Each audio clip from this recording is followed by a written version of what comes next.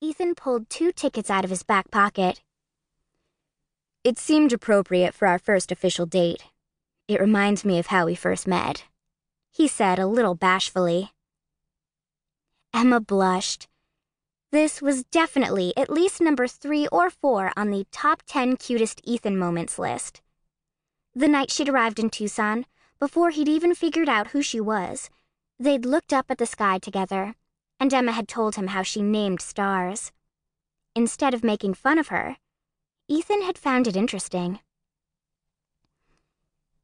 Ethan walked toward the planetarium entrance. "Ready?" he asked as they stepped along a maroon-painted floor through heavy black curtains. Emma smiled at him as they slipped into darkness. The air was cool and the room was silent. Through the glass ceiling above them, they could see the tiny blinking stars that dotted the night sky.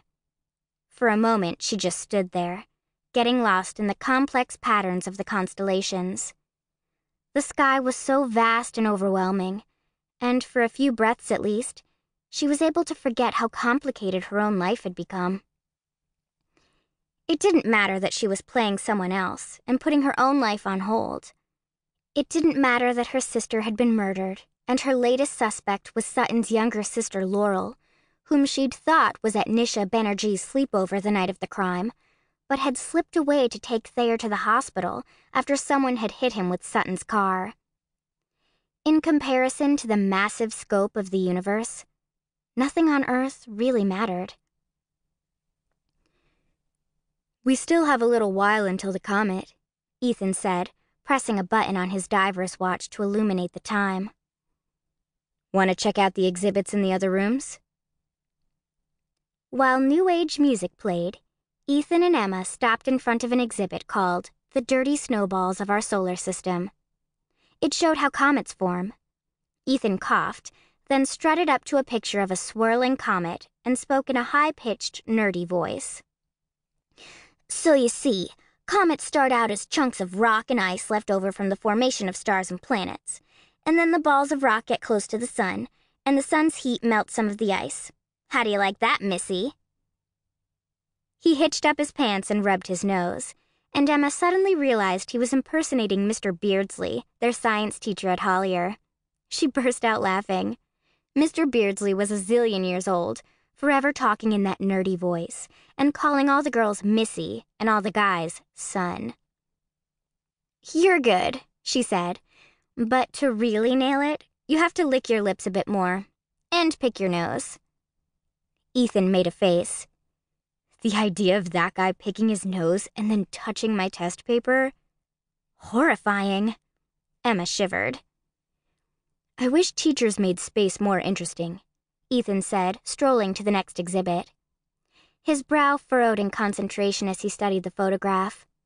His deep-set blue eyes glanced over the words written below it, his lips moving the tiniest bit as he read. "They make it so dry and bland, it's no wonder no one cares." "I know what you mean," Emma said. "That's why I like Star Trek: The Next Generation. They make space so fantastical that you don't even realize when you're learning something." Ethan's light eyes widened. "You're a Trekkie?" "Guilty." Emma ducked her head, immediately cringing that she'd revealed something so dorky. I quickly glanced around. Thank God no one I knew was in this place to overhear Emma's shameful admission. The last thing I needed to hit the gossip mill was that Sutton Mercer was into the ultimate nerd TV show. Ethan just grinned. "Wow, you really are the perfect girl. I started a Next Generation fan club in 7th grade. I thought we could have marathon parties, dress up as our favorite characters, go to the convention, that sort of stuff. Shockingly, no one joined." Emma rolled her eyes. "I would have. I always had to watch the show alone. I couldn't tell you how many foster brothers and sisters made fun of me for it." "Tell you what," Ethan said. "How about we have a Trekkie marathon party one of these days? I have DVDs of all the seasons." "Deal," Emma answered, resting her head on his shoulder. Ethan looked down at her. A slight flush passed over his face.